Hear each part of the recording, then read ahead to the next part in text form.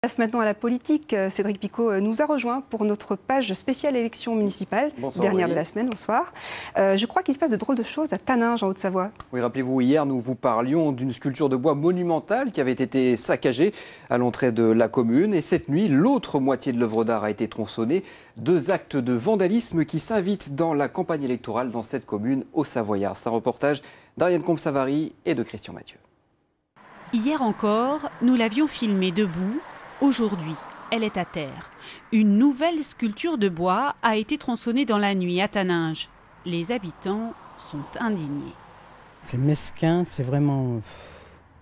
Il n'y a pas de mots pour qualifier ça, hein. Non, vraiment. Cette sculptrice avait participé à la création de l'œuvre collective imaginée par James Bale, un habitant du village aujourd'hui décédé. C'est réellement laid, c'est d'autant plus laid, ils l'ont fait tomber la face en avant. Elle est cassée, quoi. J'ai un dégoût et une colère qui arrivent. C'est trop laid. Il y a bientôt 2 semaines, une première sculpture avait été tronçonnée. 2 actes de vandalisme en pleine campagne municipale. Ce qui est gênant, c'est qu'on est en période électorale. Donc, on ne peut pas accuser, on n'a pas accusé les gens. Mais il y a quand même quelque chose qui se passe. Et les uns d'accuser les autres. La liste Front National se dit injustement montrée du doigt. Monsieur le maire, d'entrée de jeu, a estimé que nous étions susceptibles d'être les auteurs de ce genre de comportement et d'agissement. Il est bien évident que je ne peux pas laisser passer ce type d'affirmation. Je me suis d'ailleurs réservé le droit de porter plainte pour diffamation. Une dérive dénoncée par les autres candidats.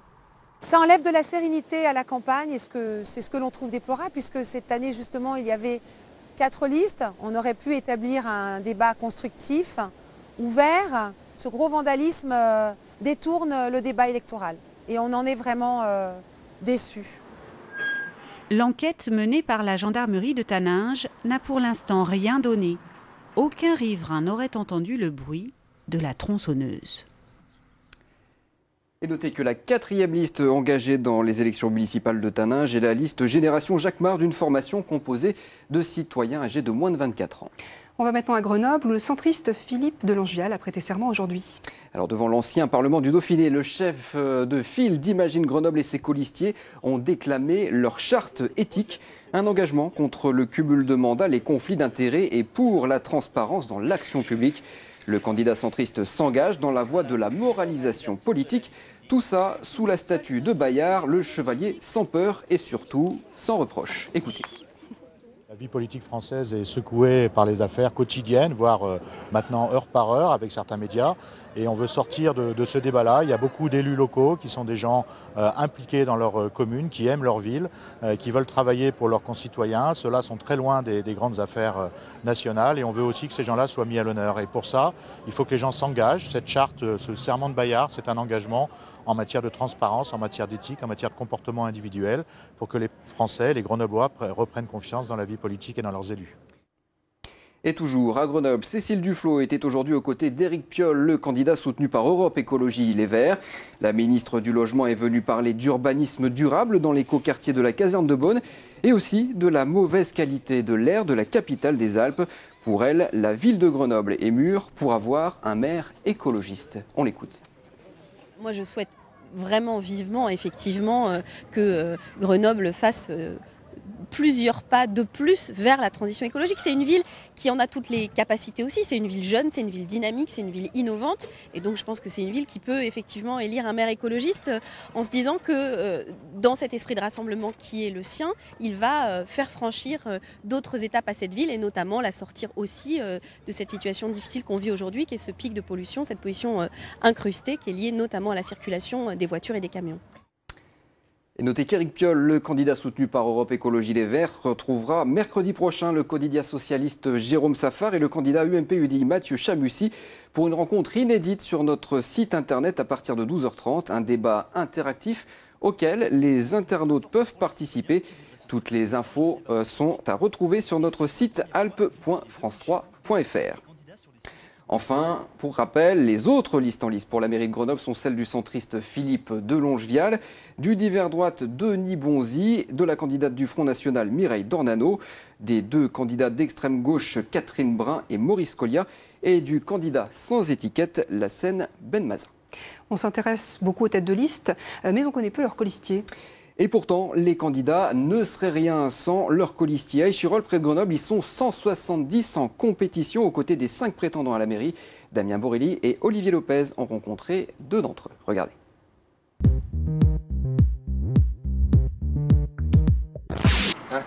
Comme ça évite de... Guy Hernandez a 2 casquettes. Conseiller municipal communiste d'Échirolles depuis 15 ans, chauffeur de bus depuis 40 ans, il se définit comme un élu du peuple. On vit carrément ce que tous les gens vivent au jour le jour. On se lève à 3h30 du matin pour prendre des services à 5h, on finit à 21h, des fois à 23h. J'ai commencé, je finissais à minuit, minuit et quart. Donc là, on ne se coupe pas du monde. On vit comme tout le monde. 3e ville de l'Isère avec près de 36 000 habitants, Échirolles est un bastion communiste depuis la Libération. La commune de l'Ouest grenoblois qui compte 40% de logements sociaux a connu une forte croissance démographique ces dernières années. Magali Vicente, la candidate de l'UMP, a attiré sur sa liste beaucoup de novices. Sylvain Hurtaud, restaurateur, s'est laissé convaincre. Moi j'ai un commerce de proximité, donc j'ai l'habitude de voir toutes sortes de personnes, donc des riches, des moins riches, des gens qui travaillent, des gens qui ne travaillent pas. Et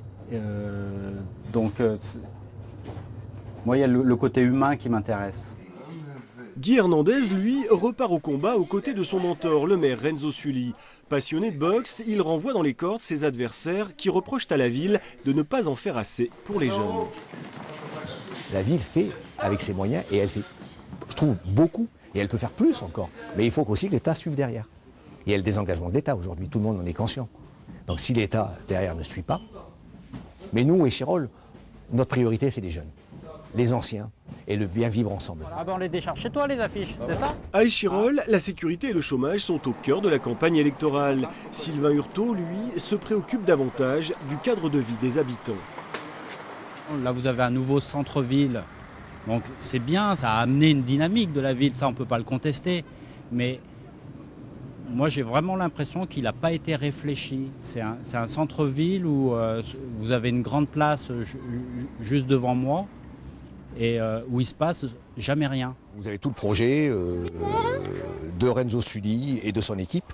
Dans le quartier des Granges où il vit depuis 35 ans, Guy Hernandez tente de convaincre les électeurs. Quand on lui demande si sa ville n'aurait pas besoin d'un nouveau souffle, il répond du tac au tac. Pour moi, le meilleur candidat, c'est Renzo Sully. Je veux dire, il a fait énormément pour Échirolles et je suis très loyal avec lui. Et je veux dire, on est différents tous les deux.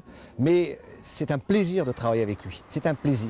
Sylvain Hurtaud et Guy Hernandez comptent parmi les 170 colistiers présents sur les 5 listes échirolloises. Outre le PC et l'UMP, le FN, Lutte ouvrière et un dissident socialiste briguent cette année la mairie d'Échirolles. Et pour être tout à fait précis, les 3 autres listes en liste pour la mairie d'Échirolles sont Échirolles Bleu Marine, menée par le Front National Alexis Joly, celle de Lutte ouvrière avec Chantal Gomez et Échirolles C'est vous, la liste d'hiver gauche avec à sa tête Laurent Berthet.